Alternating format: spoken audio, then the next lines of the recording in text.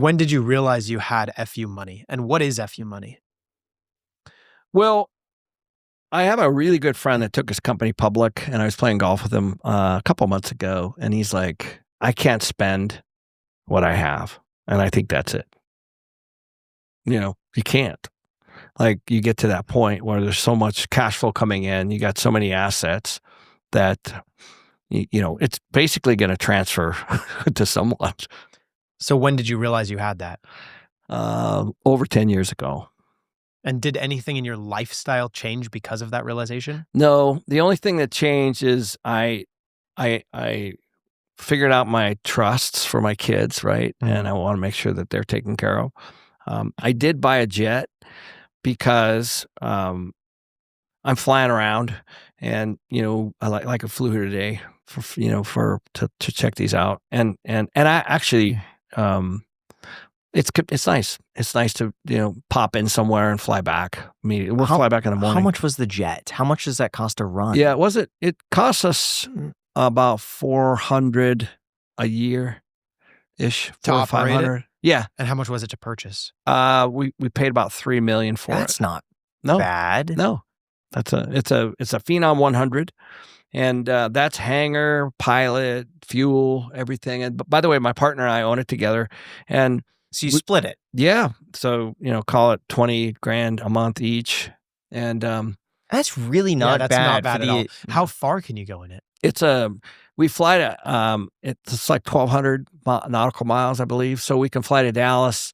We fly to Houston. Nice. And so what sometimes what I do is we'll fly somewhere, land in the morning in Austin, let's say, and we'll have a car pick us up. We'll go look at 4 or 5 of our projects, and then we'll literally be heading back at 3 or 4 o'clock that afternoon. Oh, that would save us so much time. Yeah. I mean, the travel that we do, we spend an extra day getting somewhere because we know that we have to book on these times, and we finish the podcast. There's not a good flight, and then we have to wait a few. It's a dream to be able to go and that's what I'm saying. It literally get on a plane. You start to think of these things like what is time worth? So when can you buy a private jet? How do you know you're ready? When you have the cash flow coming in. So we have cash flow coming in on all our businesses, and I wanted to make sure. So I like you don't like I don't like to dip from my nest egg, right? I want there to be enough cash flow to be able to pay for whatever I'm going to do next. I very rarely take chips off the table. I'm usually right at this point moving money around from asset to asset. So that's the same thing that Graham kind of does, and I try to do, Yeah. which is however much money your investments make, that's the amount of money that you can spend, as opposed to like your active income, the active income. Yeah, this, thrown I into the I never investments. count any of this as income because it I've seen it disappear so So quickly, this is and just store as much of it as possible, Right. and then spend maximum 4% of what your investment portfolio is. Yeah, so I'm very similar, believe it or not. It's just that we have so much coming in now because of our assets. So what are the best things to spend your money on? The highest ROI, not necessarily from an investment perspective, but just from a quality of life. Yeah, I think naturopath, your blood work. I'm on a cleanse right now, like literally. In the middle of one. It's a 10-day one, so it's not that far, but I've done 21 days. Certainly anything health related, gym, for sure, relationship stuff. I just took my kids 2 weeks ago. I did a big fundraiser for the Navy SEALs in San Diego, Coronado. We raised $300,000 for them. Beyond the Brotherhood, great organization. Brought my kids. We did some Navy SEAL training.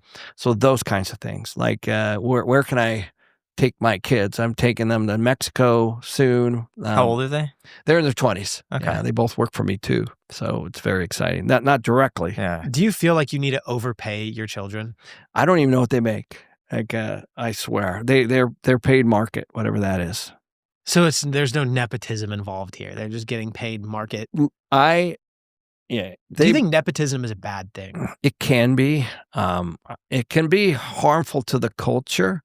So yes, I mean, obviously parents love their kids and they want them to work with them a lot of times, but sometimes they're, if they're rubbing shoulders with, a C-suite person or somebody, a director or a manager of a department, and they're not capable, then for sure the culture gets pulled down. Was there intent and purpose behind the way you raised your kids to make sure they wouldn't become the person to rub shoulders with a C-suite or executive? Well, they're on different paths, but I will tell you how I started. I started with barter. I have never given my kids money or allowances or anything. So